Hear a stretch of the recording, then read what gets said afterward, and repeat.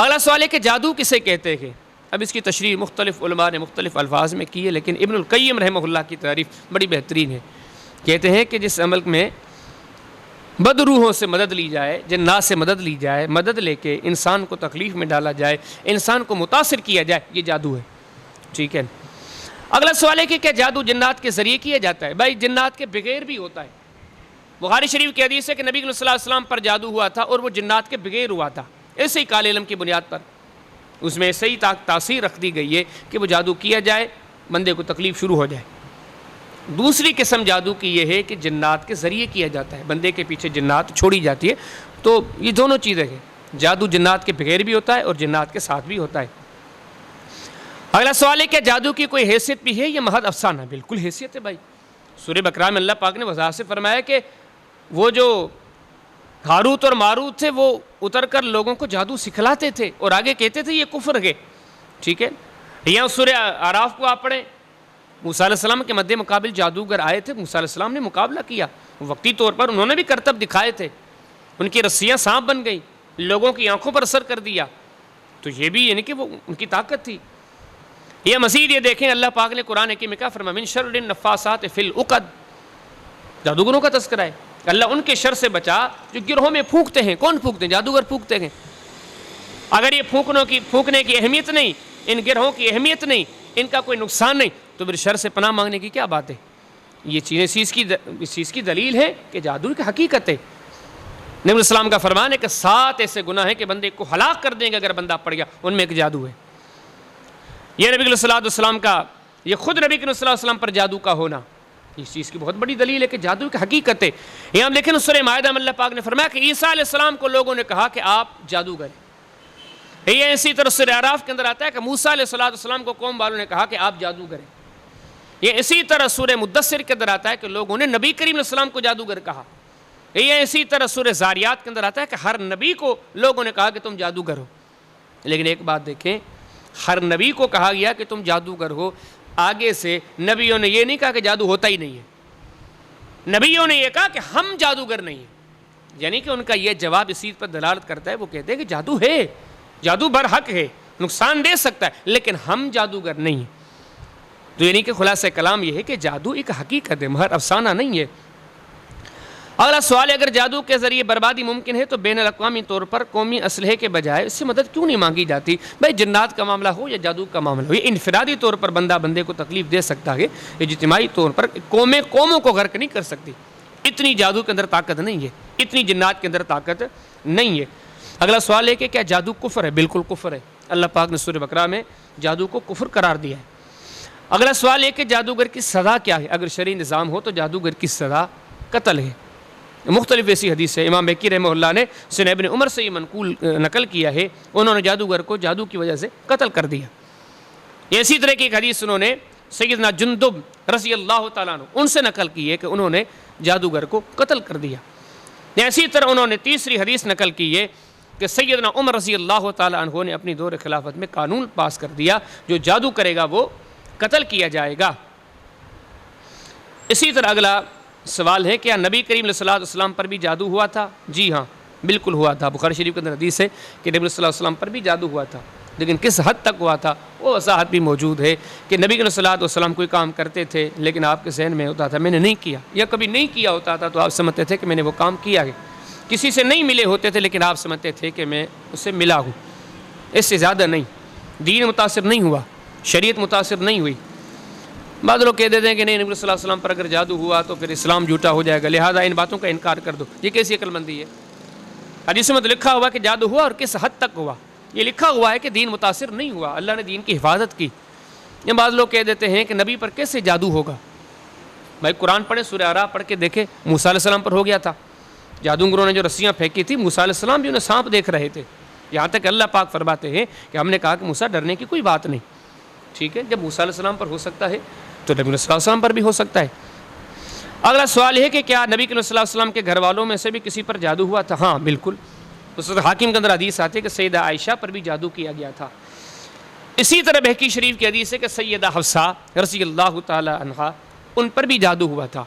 تو نبی صلی اللہ علیہ وسلم کے گھرانے پر بھی ظالموں نے جادو کیا تھا، ان پر بھی جادو ہوا تھا۔ اگلا سوال یہ ہے کہ کیا جادو کے ذریعے کسی کو مارنا ممکن ہے؟ ہاں جی ممکن ہے۔ یہ جو مستدرک حاکم کی حدیث میں نے آپ کے سامنے ذکر کی نا، سیدہ عائشہ پر جادو کیا، وہ کیوں کہ حدیث میں یہ بھی وضاحت موجود ہے سیدہ عائشہ کو مارنے کے لیے۔ یہ نبی بہقی شریف کی حدیث میں نے آپ کے سامنے ذکر کی ہے، سیدہ حفصہ پر جادو ہوا، پھر وہاں پر یہ بھی وضاحت موجود ہے کہ جادو کرنے والے نے اسی لیے کیا تھا کہ سیدہ حفصہ رضی اللہ تعالیٰ عنہ کو وہ شہید کر دیں، وہ مار دیں۔ ٹھیک ہے، جادو کے ذریعے کسی کو مارا جا سکتا ہے، لیکن ایسے نہیں ہے۔ اچھا، اس میں دونوں چیزیں ہیں، جنات کے ذریعے انہیں تکلیف دے کے مارا جا سکتا ہے، نہیں جادو کے اس کالے علم کے ذریعے مارا جا سکتا ہے، لیکن اس کا عام طریقہ کار یہی کہ جادو کے ذریعے اس کے جسم میں مختلف بیماریاں پیدا ہوں، وہ خطرناک قسم کی بیماریاں جو اس کے وجود پر طاری ہو جائیں اور اس کو موت دے دیں، ایسے جادو مارتا ہے۔ مسند احمد کے اندر حدیث آتی ہے، نبی صلی اللہ علیہ وسلم ارشاد فرمایا، یہ جو مسلمانوں کے جسموں پر زخم ہوتے ہیں، ان زخموں کو ہم اپنے زبان میں تو کینسر کہیں گے، سب سے بڑا خطرناک اور موذی جو زخم ہوتا ہے وہ کینسر ہے۔ نبی صلی اللہ علیہ وسلم نے فرمایا کہ یہ جو ہوتے ہیں یہ شیطان کی چوٹ مارنے کی وجہ سے ہوتے ہیں، شیطان کوئی نوکیلی چیز بندے کو مارتا ہے جس کی وجہ سے وہ زخم ہوتا ہے، جس میں بندہ فوت ہو جاتا ہے۔ یعنی کہ شیاطین بندے کو کینسر کے مرض تک کے بڑے بڑے مرض دے سکتے ہیں، ان کے جسم میں بیماریاں پیدا کر سکتے ہیں، جادو کے ذریعے، جنات کے ذریعے بندے کے جسم میں اس قسم کی تکلیفیں، اس قسم کی موذی بیماریاں پیدا ہو سکتی ہیں جو بندے کے موت کا سبب بن سکتی ہیں۔ تو جادو جنات کے ذریعے کسی کو مارا جائے یا کسی کی موت ہو تو یہ ممکن ہے۔ اگلا سوال یہ کہ کیا جادو کے ذریعے میاں بیوی میں تفریق ممکن ہے؟ بالکل ممکن ہے، سورہ بقرہ کے اندر ہی لکھا ہوا ہے کہ وہ جو جادو سکھلاتے تھے وہ کہتے تھے اس جادو کے ذریعے میاں بیوی کے بیچ میں تفریق و طلاق ممکن ہے۔ یا مسلم شریف کی وہ حدیث بھی ہے کہ جن، کیونکہ جادو کے اندر جنات استعمال ہوتی ہے بعض مرتبہ، تو جن کہتا ہے اپنے بڑے آقا کو کہ میں دو، یعنی کہ میاں بیوی کے بیچ میں تفریق کروا کے آیا ہوں، تو جادو جنات کے ذریعے میاں بیوی کے بیچ میں تفریق بھی ممکن ہے۔ اگلا سوال ہے کہ جادو کے ذریعے میاں بیوی کے ازدواجی تعلقات بھی متاثر ہو سکتے ہیں؟ بھائی بالکل ہو سکتے ہیں۔ اب آپ دیکھیں نا، یہ جو طلاق کا معاملہ کہا گیا ہے، ان میں سے ایک وجہ یہ بھی ہے کہ میاں بیوی کے ازدواجی تعلقات کو متاثر کر کے ان کے بیچ میں دوری پیدا کر کے طلاق دلوائی جاتی ہے۔ ویسے بھی دیکھیں نا، بخاری شریف کی حدیث سے بار بار میں آپ کو سامنے ذکر کرتا ہوں کہ شیطان تو انسان کے رگوں میں خون کی طرح دوڑتا ہے۔ جب رگوں میں خون کی طرح دوڑتا ہے تو ان رگوں کے اندر انسان کے اندر وہ کیفیت پیدا کر سکتا ہے کہ ایک مرد کے اندر باوجود مرد ہونے کے مردانگی نہیں رہتی، ایک عورت کے اندر یہ چیزیں ہونے کے باوجود یہ چیزیں نہیں رہتی۔ یہ چیز آپ کو بتاؤں کہ جنات جادو کے اندر یا جنات کے اندر عمومی طور پر انسان کا ہدف کیا ہوتا ہے؟ بندے کا دماغ۔ جب بندے کے دماغ پر جادو ہو جاتا ہے، بندے کے دماغ پر جن طاری ہو جاتے ہیں، تو آپ کو میں نے یہ بھی بتایا کہ پورے جسم کو ڈائریکشن کہاں سے ملتی ہے؟ دماغ سے ملتی ہے، ہاتھوں کو، پاؤں کو، پورے وجود کو۔ پھر انسان کے اندر یہ جو معاملات ہیں میاں بیوی کے ملاقات کے، یہ جنسی معاملات، وہاں سے شیطان دماغ سے ان چیزوں کو قابو کر دیتا ہے۔ پھر نتیجے میں کیا نکلتا ہے کہ ایک مرد ہونے کے باوجود بھی اس کے اندر وہ چیزیں نہیں رہتی، یہ ایک عورت ہے، مکمل عورت ہے، لیکن جب دماغ سے وہ چیزیں قابو کر دی جاتی ہیں تو نتیجہ کیا نکلتا ہے کہ نتیجے میں وہ عورت مکمل عورت نہیں رہتی۔ یہ بعض مرتبہ یہ بھی ہوتا ہے، اگر آپ تھوڑا آگے جائیں گے نا، اس میں چھان بین کریں گے تو آپ کو یہ بھی پتہ چلے گا کہ جادو جنات کے ذریعے بعض مرتبہ ایسے ہوتا ہے کہ ایک عورت کے ساتھ جیسے خاوند قریب آیا، عورت بے ہوش ہو گئی۔ بعض مرتبہ ایسے ہوتا ہے کہ جیسے خاوند قریب آیا، عورت کو خون چلنا شروع ہو گیا۔ بعض مرتبہ مرد کو ایسے ہوتا ہے کہ باہر بہت کچھ سوچے گا، گھر جب آئے گا بیوی کے قریب جائے گا، کچھ نہیں کر سکے گا۔ تو جادو جنات کے ذریعے یہ ساری چیزیں ممکن ہیں، ایسا ہو سکتا ہے۔ اگلا سوال ہے کہ جادو جنات سے رشتوں میں بندش بھی ممکن ہے؟ ممکن ہے بھائی، جیسے آپ کو میں بار بار بتا رہا ہوں کہ شیطان انسان کے رگوں میں خون کی طرح دوڑتا ہے، تو جو رشتہ لینے کے لیے گیا تھا اسے اکسایا، یہاں سے کیوں لے رہی ہے، ایسے ہیں ویسے ہیں۔ جن سے مانگنے کے لیے گیا تھا ان کے دلوں میں وسوسے ڈال دیے، رگوں میں تو دوڑتا ہے نا، ان کے وسوسے ڈال دیے، انہوں نے جواب دے دیا، ایسا نہیں ہو سکا۔ یہ بعض مرتبہ ایسے ہوتا ہے جیسے وہ سورہ اعراف کے اندر آتا ہے کہ موسیٰ علیہ السلام اور ان کے ساتھی جو تھے، ان کا جو مقابلہ تھا جادوگروں کے ساتھ، لوگوں کی آنکھوں پر اثر ہو گیا، لوگ رسیوں کو سانپ دیکھ رہے تھے۔ بعض مرتبہ ایسے ہوتا ہے کہ جنات، جادو اور جنات کی وجہ سے یہ جو رشتوں میں دونوں طرف سے ہوتا ہے، وہ ایک دوسرے کو بڑے بدنما نظر آتے ہیں۔ یہ جو لڑکے والے لڑکی والوں کو، جو لڑکی والوں کو لڑکے والے، یہ بڑے بدنما نظر آتے ہیں۔ جادو جنات کی وجہ سے رشتے نہیں ہوتے۔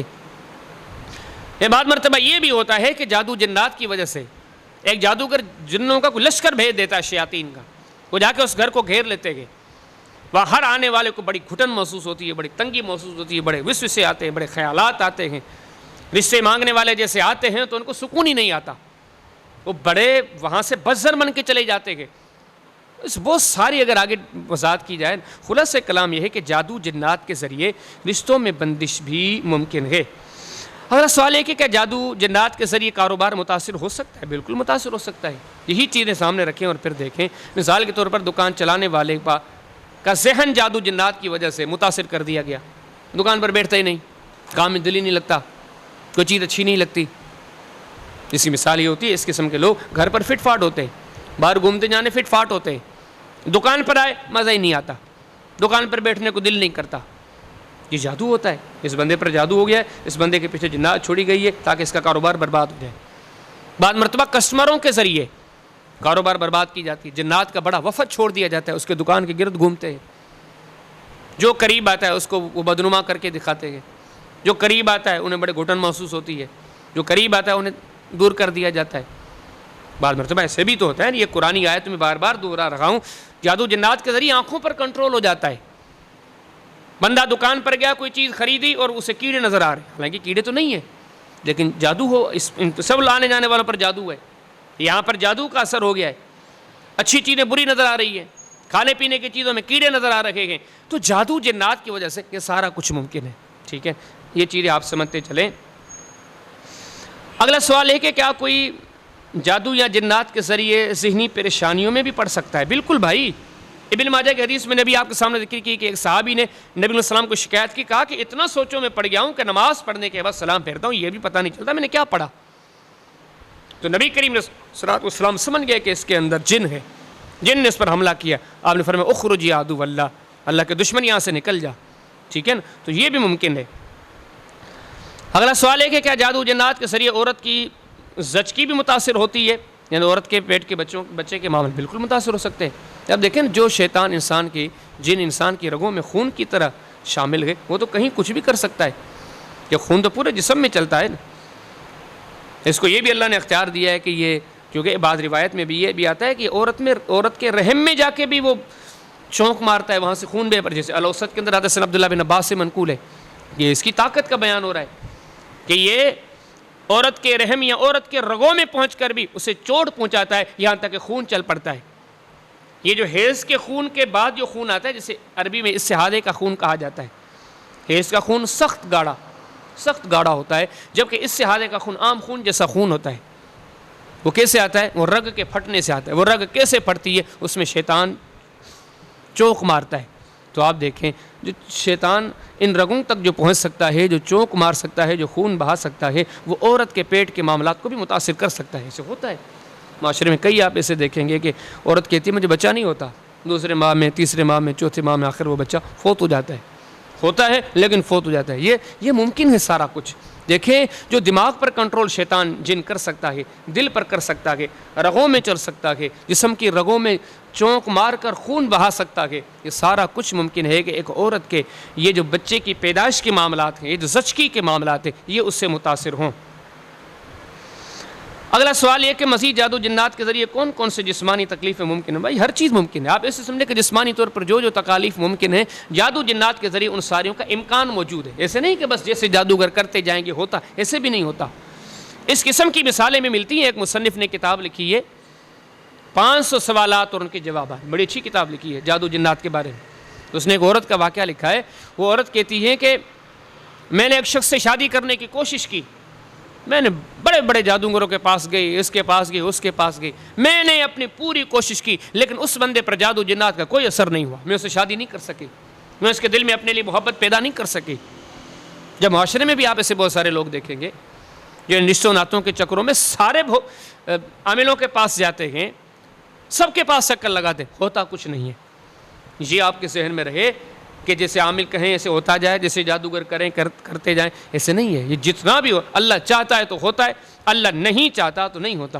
لیکن اگر اللہ تعالیٰ ان کو ڈھیل دے دے اور بندے کی غفلت اس پر طاری آ جائے تو جادو جنات کے ذریعے ہر قسم کی بیماری ممکن ہے. آپ کو پھیپھڑوں میں سانس کی تکلیف ہو سکتی ہے، آپ کا معدہ خراب ہو سکتا ہے، آپ کے اعضاء میں تکلیف ہو سکتی ہے، آپ کی آنکھیں، آپ کا دماغ، ہر چیز متاثر ہو سکتی ہے.